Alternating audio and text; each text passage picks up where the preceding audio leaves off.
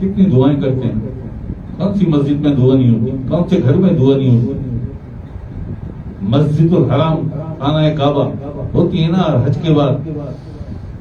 امام کعبہ کی سربراہی میں دعا ہوتی ہے. کتنی دعائیں قبول ہوئی؟ کتنی دعائیں قبول ہوئی؟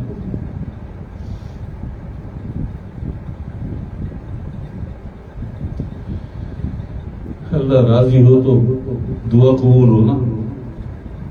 نماز اور حج اگر تمہارا قبول ہو تو دعا قبول ہو نا. کعبے کے چکر لگا کے آ جاؤ اور میں حاجی ہو گیا، کوئی حاجی واجی نہیں. ایسے اچھل کے پتھر مار رہے تھے نا، کنکریاں مار رہے تھے، وہ پیچھے کھڑا مسکرا رہا تھا، ہنس رہا تھا. جو اندر شیطان پالا ہوا ہے، یہ اندر جو شیطان پالا ہوا ہے، اسے تو پہلے ٹھیک کر لو. اسے کیا اچھل کے پتھریں مار رہا ہو، کنکریاں مار رہا ہو، بھائی حاجی ہو گئی. اللہ کے مہمان بنے تھے. کیا بات ہے آپ کی. اللہ نے منہ بھی نہیں لگایا ایسے مہمان کو. کیوں؟ نفس پالے ہوئے، شیطان پالے ہوئے اندر. صحیح ہے نا بھائی. کیا تم کعبے گئے، کعبے جا کے واپس آ گئے، حاجی بن گئے، اللہ راضی ہو گیا تم. ابو جہل تو روز آ کر اسلام کے سامنے آتا تھا. ابو جہل 10 20 50 100 سینکڑوں بار آ کر اسلام کے سامنے آیا ہوگا. ابو جہل سدھر گیا؟ ابو جہل ہی رہا.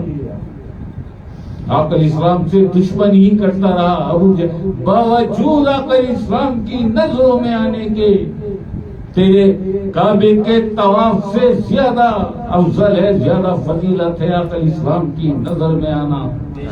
ابو جہل پھر بھی ابو جہل رہا. کیوں کہ 24 گھنٹے دن اور رات اللہ اور اللہ کے فرشتوں کے غضب اور لعنت میں تھا. وہ 24 گھنٹے اللہ اور اللہ کے فرشتے لعنت بھیجتے تھے اس پر. آج آخر اسلام کی نظر کے سامنے آ جا. نظروں میں ہوتا تو کچھ بھی نہیں. کیوں کہ اللہ کے غضب کی نظر میں ہے تو. اللہ کی لعنت ہے تجھ پر، اللہ کے فرشتوں کی لعنت ہے. اور جو زبان سے محبت کا اقرار کرتے ہیں، اظہار کرتے ہیں، اور دلوں میں انہوں نے شیطان اور اپنے نفس پالے ہوئے، نفس کی خواہشات پالی ہوئی ہیں، وہ بھی اللہ کے فرشتوں کی لعنت رہتی ہے ان پر بھی. 24 گھنٹے اللہ کے غضب میں رہتے ہیں. وہ کہتے ہیں نا جو تیرے غضب میں ہوں مجھے ان سے رکھ جدا. جو تیرے غضب میں ہوں مجھے ان سے رکھ جدا. یہ سورہ فاتحہ کے یہی معنی، یہی ترجمہ ہے.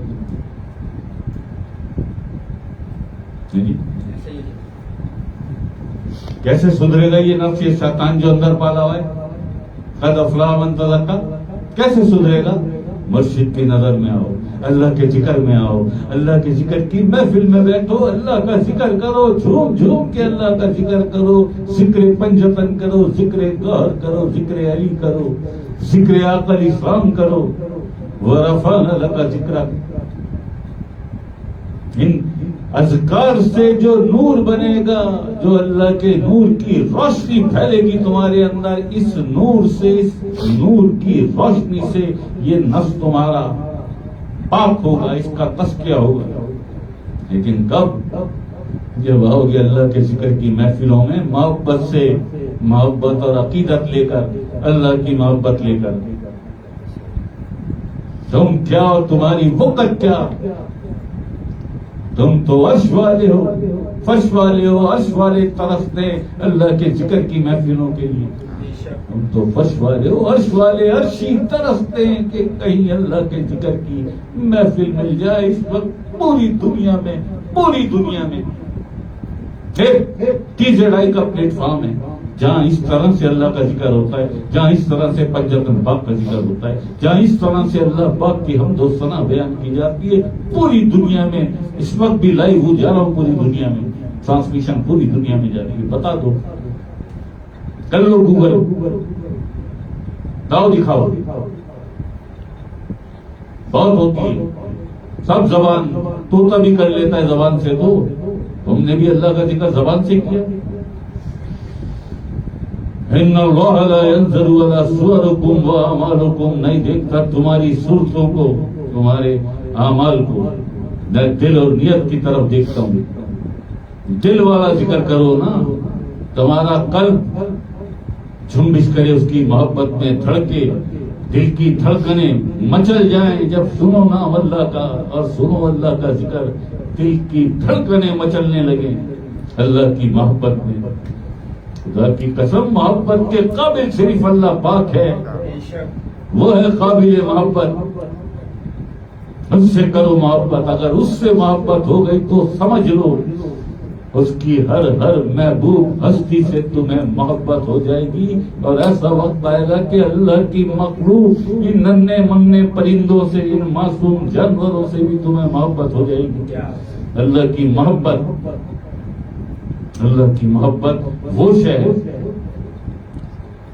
جب ننھے معصوم پرندوں سے، ان معصوم جانوروں سے تمہیں محبت ہو سکتی ہے تو اپنی اولاد سے محبت نہیں ہوگی.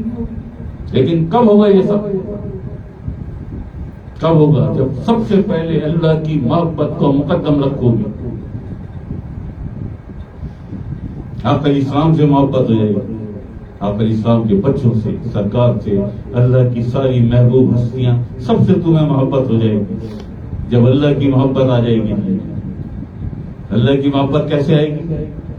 تیرا مرشد سچا ہو، دیدار والا، رسائی والا، اس کی صحبت میں بیٹھ، اس کے ساتھ، اس کی صحبت میں، اس کی محفل میں بیٹھ کر اللہ کا ذکر کر، لگا سر میں. کل چھوڑ دے پھر اس کے، وہ جانے، اس کا کام جانے. کیوں؟ جواب تجھے نہیں، پہلے جواب اللہ اس مرشد سے لے گا جس کے پاس بھیجا تجھے. صراط الذین انعمت علیہم، دکھا مجھے ان کا سیدھا راستہ جن پر تیرا انعام ہوا. یہ ڈیوٹی اللہ کے ذکر کا اذن دینے کی ڈیوٹی جس صاحب ارشاد مرشد کو ملتی ہے، یہ نعمت ہے، یہ نعمت ہے. اور یہی فرمایا قرآن کریم نے.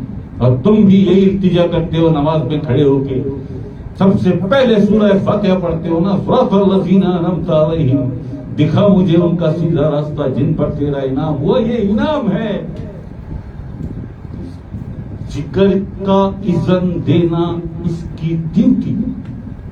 اور پھر تمہیں اللہ کے ذکر کا اذن دیا، تمہارا قلب اللہ سے جاری ہو گیا، تمہیں بھی اللہ پاک نے اپنی نعمتیں عطا کر دی، اپنی نعمتیں عطا کر دی. لیکن آج بھی اللہ کی تو شکایت شکوہ یہی ہے تم سے. سب اعلیٰ ربوں کا ماتو کا، اور تم اپنے رب کی کون کون سی نعمتوں کو جھٹلاؤ گے، کیونکہ یہ وتیرہ بنا لیا ہے ہم نے یہ وتیرہ بنا لیا ہے.